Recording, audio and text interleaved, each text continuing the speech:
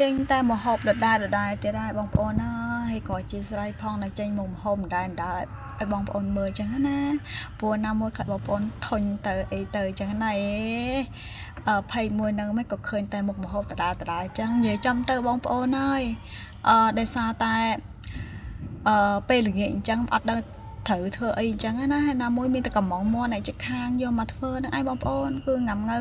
ទៀតហើយបងប្អូនហើយនិយាយចំទៅក៏វាក្រាន់ជាងទៅទិញម្ហូបនៅខាងក្រៅញ៉ាំដែរអញ្ចឹងណាបងប្អូនជួនកាលទៅនៅពេលអត់ម្ហូបគឺចេញក្រៅផ្ទះអណ្ដែតអញ្ចឹងទៅ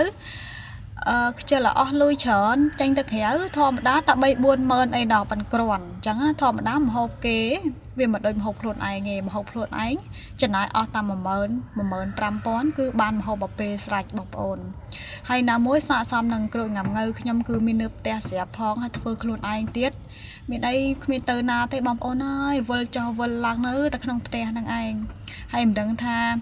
មុខម្ហូបដដែលចឹងបងប្អូនធុញអត់តែសម្រាប់ខ្ញុំអត់ធុញទេបងប្អូននិយាយចឹងហ្មងទៅព្រោះថាម្ហូបដដែលគឺវាងាយយកបងប្អូនមិនបាច់ពិបាកកញ្ចក់កញ្ចប់ច្រើនណាមួយមក6បង7ហើយបងប្អូនហើយបើសិនជាអត់ធ្វើម្ហូបអត់ដដែលទេគឺវាអស់លុយទៅទិញម្ហូបគេនៅខាងក្រៅយកម្ហូបនឹងឯងបងប្អូនហើយចឹងហើយបើកតែក្នុងធុងតកទៅគុលក្រេក៏មានម្ទេសក៏មានហើយឥឡូវល្បីរឿងម្ទេសឡើងថ្លៃបងប្អូនហើយថ្លៃកាលណាគឺញ៉ាំកាន់តែច្រើនកាលហ្នឹងអានេះសម្រាប់គ្រួសារខ្ញុំណាពួយគាត់ចូលចិត្តម្ទេសណាហើយស័កសមនឹងស្លោឲ្យគាត់ម្ហូបចឹងទៀតណានិយាយពីថាដាក់ម្ទេសហើយដាក់4-5គ្រាប់ទៅ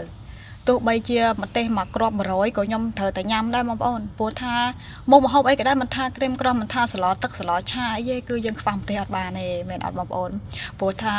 ម្ទេសនៅទីផ្សារឥឡូវនេះថាកំពុងតែ viral នៅក្នុង Facebook មែនតើអញ្ចឹងណាថ្លៃកាលណាគឺទិញកាលហ្នឹងចាអត់ខ្វល់ទេសំខាន់ឲ្យតែមានលុយទិញកុំឲ្យតែសុំគេទៅបានហើយមែនទេបងប្អូនឥឡូវងាកមកមើលស្លោងាំងើរបស់យើងមកឆ្អិនហើយ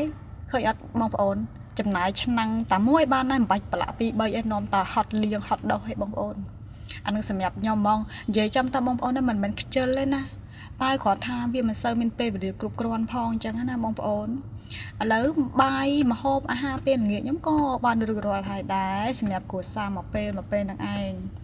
បើកានេះទៅឃើញបានទៅឃើញហើយណាមួយស័កសមនឹងអ្នកលក់មន់នៅជាប់ផ្ទះទៀតមានអីទេកាពិកប៉ុកស្អីមិនបាច់ចាំតែអស់លុយនឹងក្រៅម្ដង4-5ម៉ឺនបងប្អូនហើយចាស័កសមនឹងទៅខែមួយខែនិយាយពីថា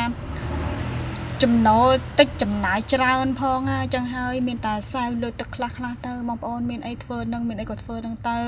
អានឹងសម្រាប់ខ្ញុំទេបើសម្រាប់បងប្អូនធ្វើទៅតាមជីវភាពទៅណាបើសម្រាប់ខ្ញុំក៏ដូចគ្នាដែរជីវភាពខ្វះខាតបងប្អូន